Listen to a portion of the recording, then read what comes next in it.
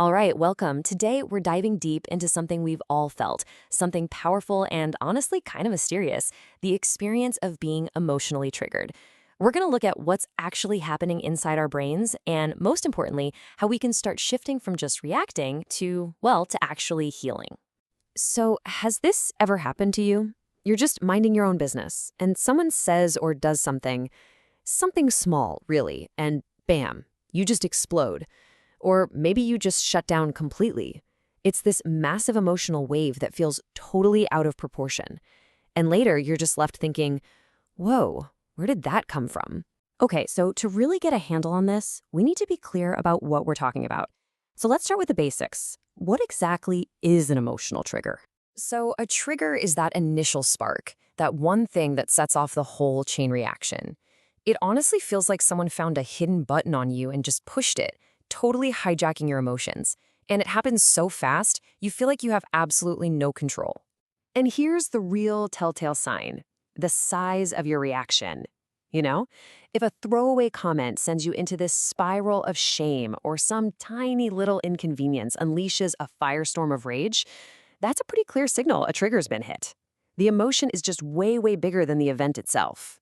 So why? Why does this happen? Why is the reaction so fast, so intense?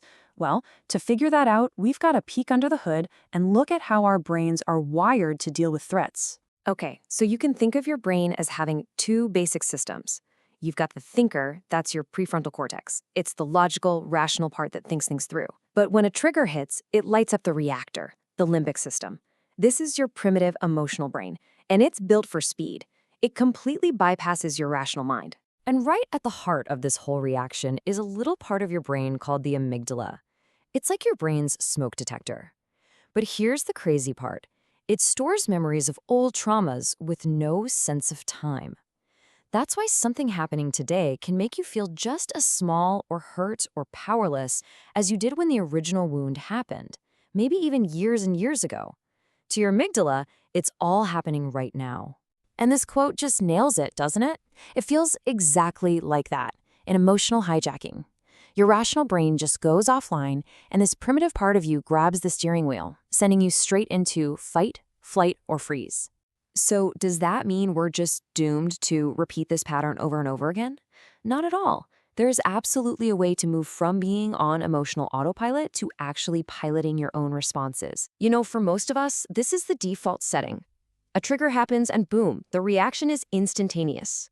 It feels like this unbreakable direct line from point A to point B. But what if we could insert a new step?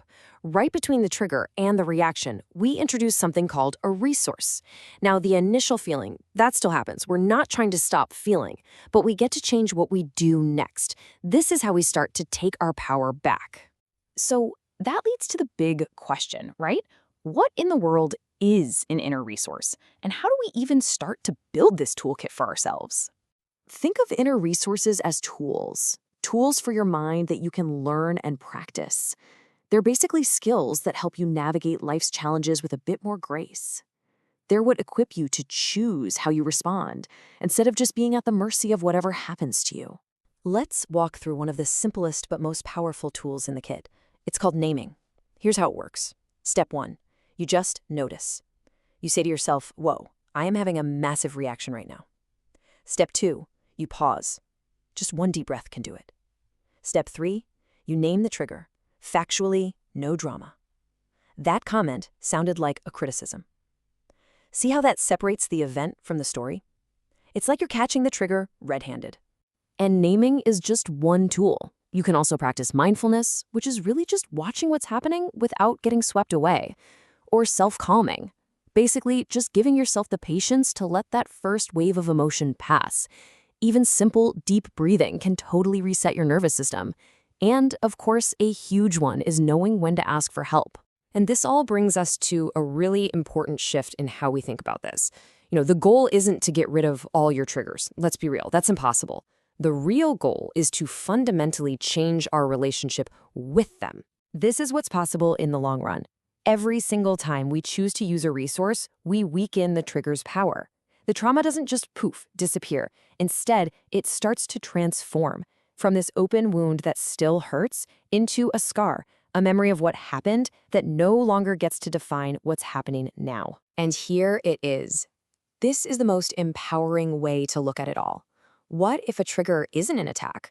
What if it's actually a messenger? A little signpost pointing directly to the parts of us that have unfinished business, the parts that are finally ready to be healed.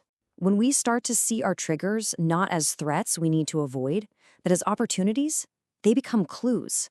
Clues that show us the path forward, not just to stop reacting, but to really start healing.